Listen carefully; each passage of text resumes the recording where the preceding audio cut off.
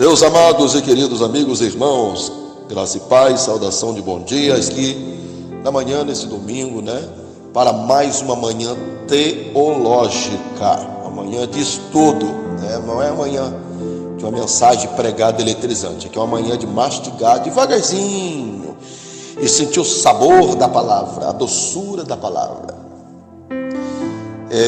Nós falamos no domingo retrasado, sobre a unção. Falamos no domingo passado sobre o poder e hoje eu quero falar um assunto um pouco mais polemizado. Aqui é o teu amigo, teu irmão em Cristo, pastor Claudinei Gomes, e eu quero convidar a todos para uma apreciação, não tomando em mãos agora um versículo, um capítulo, um versículo, porque hoje eu quero navegar com vocês basicamente em cima de algumas pessoas que me atropelam com perguntas, com dúvidas, interrogando acerca da questão da grande tribulação, onde vamos entrar por uma esfera um pouco escatológica hoje, Não vamos abordar de ponta a ponta, claro, nunca um áudio daria para isso, até porque se fôssemos utilizar para dar um estudo, nem uma única noite a gente abordaria tudo. O seminário de escatologia que a gente vem realizando, geralmente a gente faz 3 dias nas igrejas. Mas, basicamente, em cima daquilo que as pessoas me perguntam sobre a questão da grande tribulação, Primeiro, pastor, a igreja vai passar pela grande tribulação? Segundo, nós vamos conhecer o anticristo? E estas duas perguntas nós vamos responder a vocês a partir de agora, tá? Todavia, eu não quero andar por caminho especulativo, eu não gosto disso, um caminho onde não há um fundamento na palavra. Então é muito importante nós aprender e deixar que a palavra nos norteie. Bom, de antemão, gente, eu não tenho por alvo objetivo aqui falar mal de ninguém, denigrir ninguém, mas tenho visto algumas pessoas pregando e ensinando que a grande tribulação acontecerá após o milênio e que nós estamos no milênio.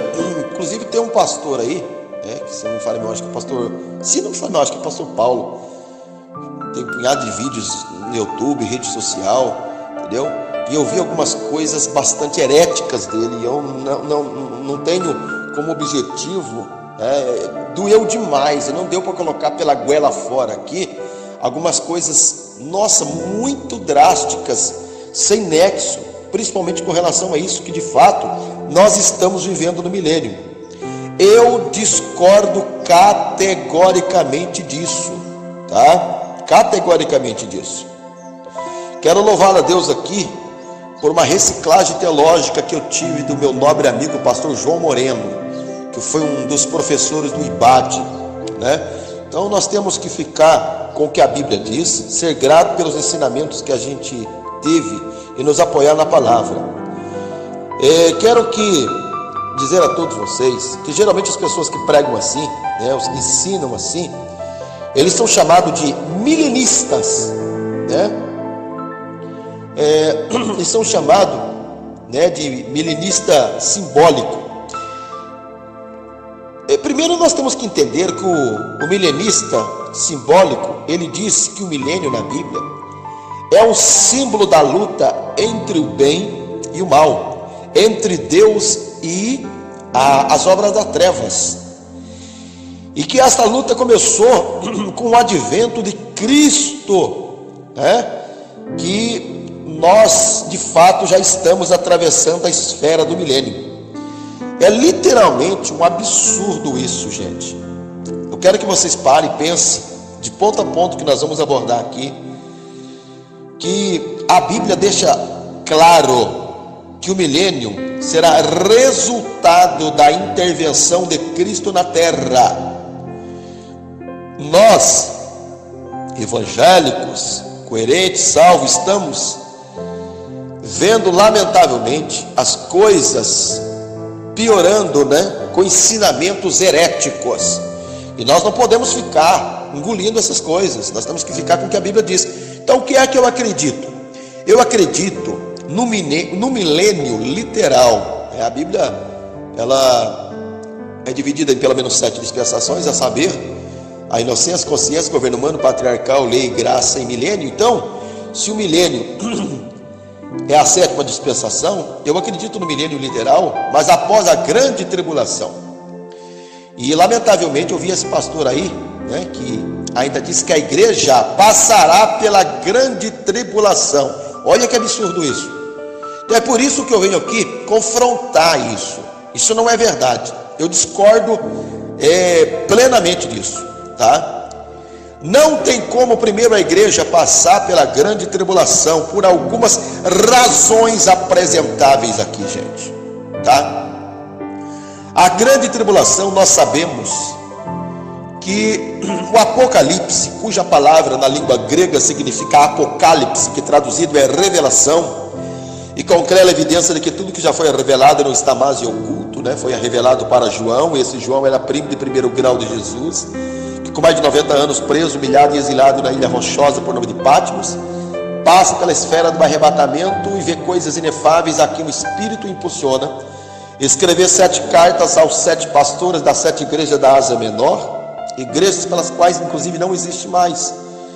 E o Apocalipse é lindo na riqueza da linguagem da simbologia, com algumas divisões, e ele fala dos selos, das trombetas e das taças.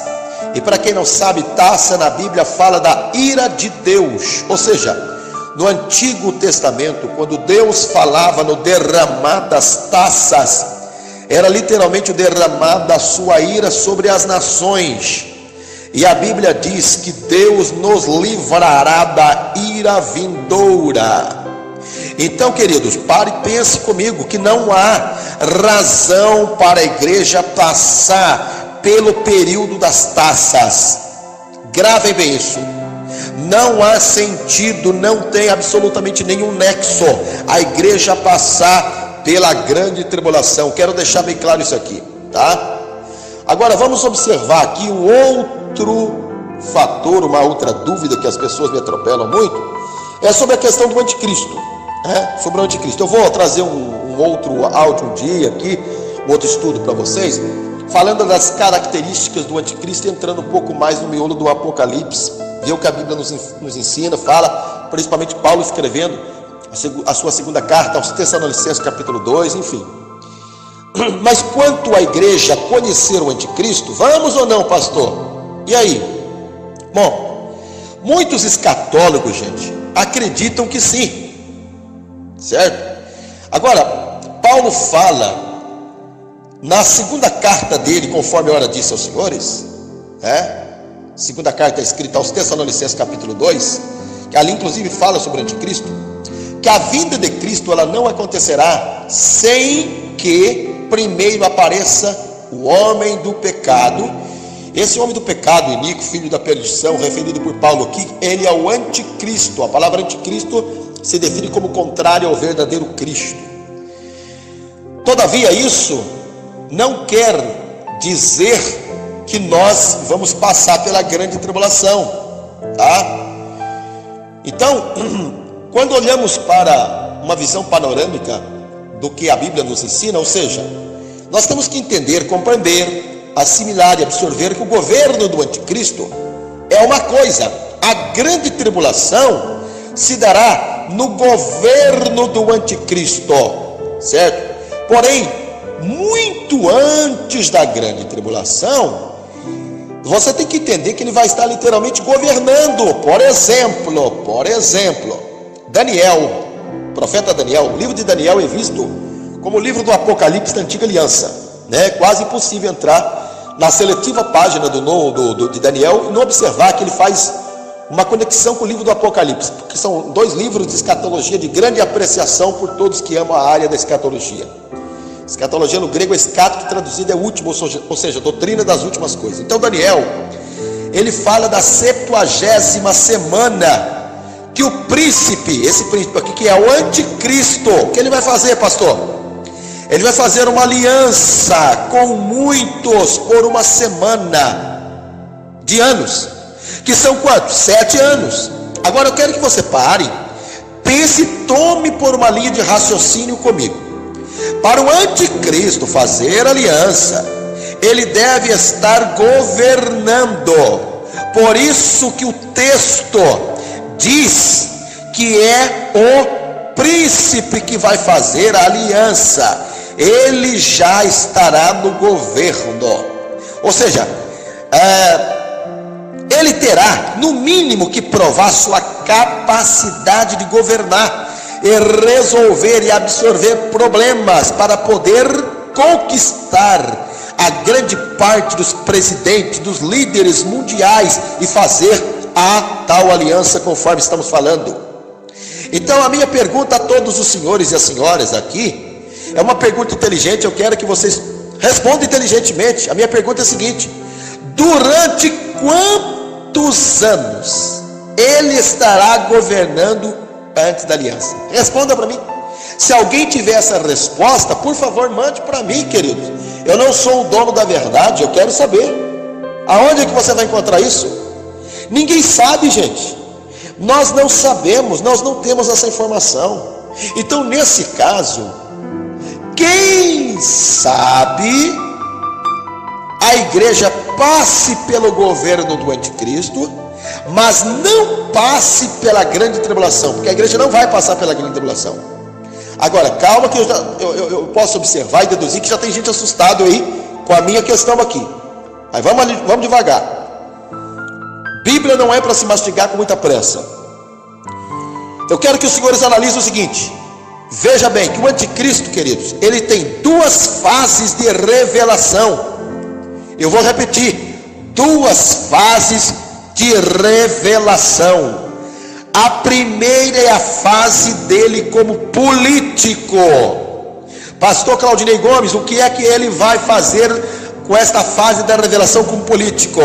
É a fase pela qual ele vai ter que conquistar, que ele vai resolver, que ele vai absorver problemas, ele vai ganhar os líderes mundiais com o olhar pela qual todos ao olhar para ele vai dizer: esse não é um homem comum, ele veio para fazer o que ninguém fez até hoje, certo?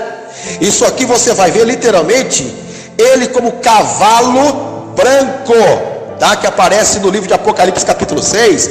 E lamento, senhoras e senhores, que eu já vi pastores aí, da prateleira de cima, empregar que o cavaleiro branco do Apocalipse 6 não tem nada a ver com o anticristo. Jesus dos crentes, é um absurdo isso. Não sei aonde que estudou essa tal teologia deles. Esse Apocalipse 6 aqui, esse cavalo branco do Apocalipse 6, gente, é o anticristo. Branco fala de paz, é a falsa paz, certo? Que sai para conquistar, que é o cavalo do primeiro selo. Esse cavalo branco é o anticristo, vai fazer o que ninguém fez, vai ganhar a atenção das pessoas e vai ser até idolatrado. Todavia, a segunda revelação dele, do anticristo, será não como líder político, mas como anticristo propriamente dito. Aí sim, aí a igreja não estará mais na terra, tá? Ou seja, aquele que vai querer ser endeusado, ele vai sentar no trono, ele vai querer ser idolatrado, tá? Um grande mestre da escatologia, a quem eu fui muito discipulado por ele, um homem que deixou um exemplo ímpar a ser seguido, saudoso pastor Jackson Rodrigues. Ele chegou a dizer que na era da grande tribulação não vai haver casamento. Será como era, quem sabe, na antiga Grécia, que o homem podia casar com quantas mulheres quisesse e desse na telha. As mulheres trabalhavam para tratar dele. O dia que ele morresse, as mulheres eram enterradas vivas do lado dele. Se você pegar Daniel capítulo 11, a Bíblia notifica dizendo que o anticristo não gosta de mulher. Ele é um rei desmoralizado, tá? Desmoralizado. Um outro estudo, eu vou entrar um pouco mais fundo sobre isso aqui, tá? Então, esta fase aqui ele vai querer ser endeusado, idolatrado. Não vai haver a igreja A, a igreja B, placa de igreja C, nada disso. Ele vai sentar no trono e a única forma de crença será a idolatria, né? De idolatrar, adorar ele, o anticristo, tá? Que vai o quê? Lutar contra o culto. Ele vai lutar contra Deus, ele vai lutar contra Israel. E isso se dará depois dos 3 anos e meio da aliança, tá? Que será na metade do período da aliança, onde ele vai quebrar a aliança. Aí sim, aí ele surge como um grande semideus, como anticristo. Por isso que a palavra é anticristo, contrário ao verdadeiro Cristo, né? Ele é contrário à família, enfim, o iníquo, o homem do pecado, filho da perdição, tá? O homem de uma capacidade mental poderosa e personalizada pelo diabo. A Bíblia diz que a besta terá poder por 42 meses, né? Que são 3 anos e meio. Apocalipse 13, a Bíblia fala desta besta que sobe do mar. E é bom lembrar a todos os senhores que mar aqui em Apocalipse 13 não tem nada a ver com água, não tem nada a ver com mar de Oceano Índico, Pacífico, Atlântico, nada disso, né? Mar aqui fala de povos, nações, línguas e etnia. Todos devem saber, tanto quanto eu, que a força de um boi está na onde, gente? Está no chifre. Sim ou não? Eu sou um tanto meio rurícola e sei perfeitamente que a força de um boi, né, ou de um touro, está no chifre.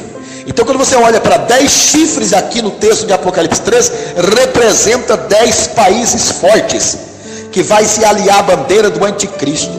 Então, hoje você nota, por exemplo, né, o computador chamado computador mãe, né, de um dos computadores mais poderosos do mundo, da cidade de Bruxelas, né, com capacidade de fazer 235 milhões de cálculos por segundo, está em Bruxelas.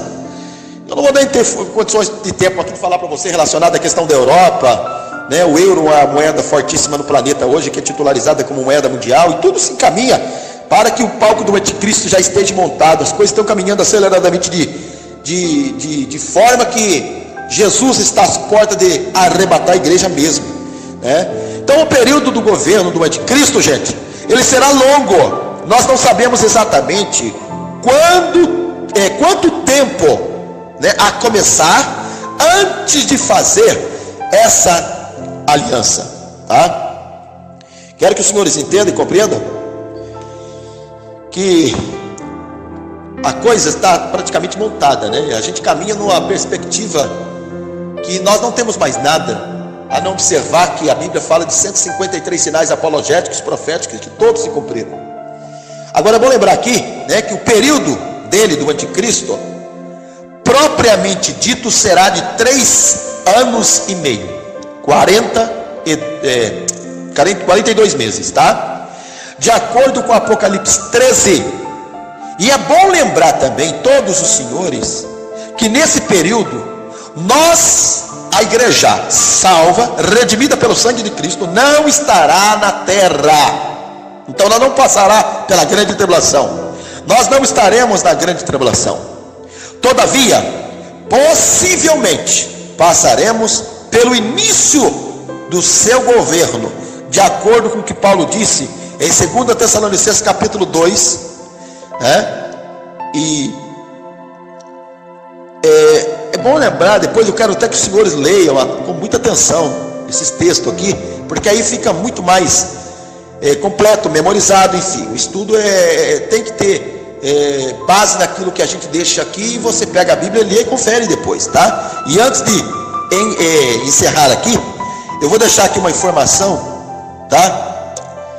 Informação precisa aqui que, embora sendo forte, tá? Eu tenho que dizer que eu li um livro onde o autor, se apoiando em grandes bibliotecas norte-americanas, chegou a dizer que muitos ditadores que já permeou pela terra, como Adolf Hitler, que odiava negro, odiava pobre, odiava judeus, mais de 6 milhões de judeus mortos, né? Saddam Hussein, que mandava cortar a língua e de quem falava mal dele, e a orelha de quem dava ouvido a fofoca acerca dele no Iraque, um líder iraquiano terrível, e muitos outros que já apareceram e permeou pela terra.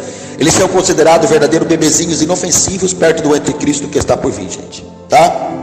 Então, é bom lembrar que a salvação, ela está batendo a sua porta, tá? É bom lembrar a todos vocês que quando a gente fala essa dispensação pela qual É um tempo de oportunidade que Deus deu, delegou, facultou, ortogou e dispensou cada um de nós outros.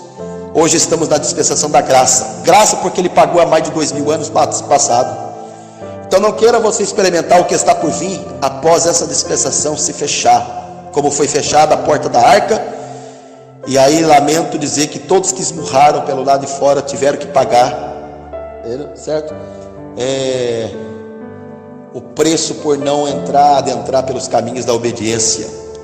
O evangelho está sendo pregado, e pregue a tempo e fora de tempo, porque nós estamos observando que logo, logo o Filho do Homem vai aparecer sobre as nuvens. Cristo vai arrebatar a igreja. Arrebatamento vem do verbo arrebatar, que significa tirar com violência, veemência, rapidez, e não é para menos que a Bíblia compara isso a um relâmpago que sai do Oriente e se mostra ao Ocidente, e nós vamos embora da terra. Abro um parênteses aqui, encerrando, dizendo a todos os senhores: para o céu não vai quem canta, quem toca, quem prega, ou quem tem 90 dom, quem tem um diz mais alto, nada disso. Tem gente com a vida suja, a vida podre aí pregando. Eu conheço um punhado de picareta, sem vergonha aí pregando. Não sei para qual céu vai. Sem santidade ninguém verá Deus. Para o céu só entra, só vai ser arrebatado os que estão afinados no diapasão da graça do Todo-Poderoso. Tá bom? Gente, que Deus abençoe a todos vocês. Espero que esses 20 e poucos minutos aqui, no decorrer das palavras deitadas em letra a todos os senhores, aqueça a sua alma, o seu coração, o seu espírito, e até domingo que vem, com mais uma manhã teológica com um tema diferente. Deus abençoe a todos vocês. Vou deixar aqui o meu contato por muita gente pelo Brasil fora que nos procura, tá bom? Meu telefone, meu WhatsApp é 0 operadora 12 981 26 16 30. Continue nos presenteando com vossas intercessões, tá bom? Um beijo no coração. Deus abençoe a todos vocês em Cristo Jesus.